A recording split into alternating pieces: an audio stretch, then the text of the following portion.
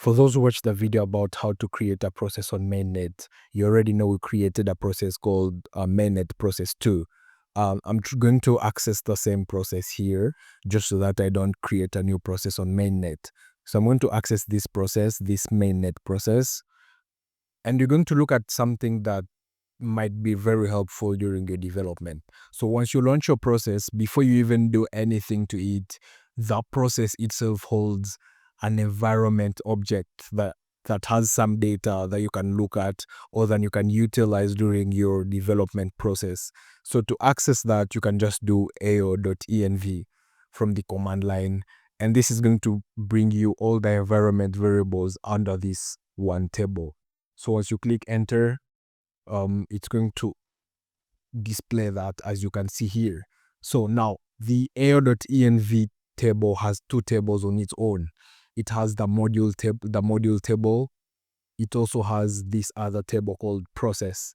Basically, this module table contains all the data regarding the module that you use to spawn your process. So this module is sort of a blueprint for the process that you're going to spawn. So it has a couple of tags and a couple of other parameters. So you have the owner. This is the address or the wallet that deployed this module. You have the owner. You have a couple of tags like memory limit, compute limit, and other tags that I don't know much about. But if you scroll down, you will see this ID. So every module has its ID to like help you reference that module. And we'll see later under process that the module that was used is this same module here because you're going to see the ID. So when you come under process, this contains all the information that your specific process has, the process that you created. In our case, we created a process called mainnet process 2. And as you can see already here, it has a tag that has a name and it's called mainnet process 2.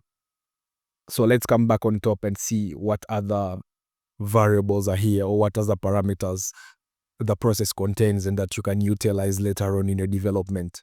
The first one is owner. So this is the process owner. The process owner is the address or the wallet address that created this process. For those who saw the previous video, you will see that this is the address of the wallet that deployed this address. So it gets stored under owner. And then we have another couple of tags here. We have the app name as AOS because we are using the AOS CLI. You have the name. This is the name of your process. The authority. This is the address of the messaging unit. So like you need to specify this so that the messaging unit can start relaying your messages around. But when you spawn your process from the command line, it always gets added by default. We shall see other ways of spawning processes, and you'll see how we shall add this authority tag manually. But for now, authority tag is the address of the messaging unit that your process uses for messages. And also you have the AOS version. We are on 2.0.4. You can also see here the type is the process because we spawned the process, and then the module. So this module has this value, that you can see here. And as I said above, this is the module that got used to spawn this process. So if you see this value is the same as this ID here, just to specify that we used that module to spawn our process. You also have the scheduler, which is the address to the scheduling unit that is going to be used by this process. These tags are almost the same as the tags above.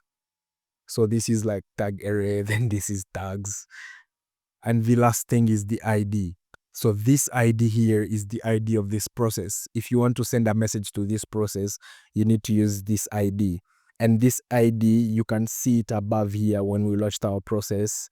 It says your AOS process is this, which is the same as this one right here.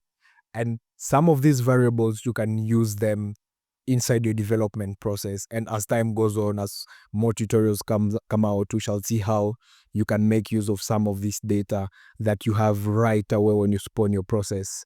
With that said, see you next time.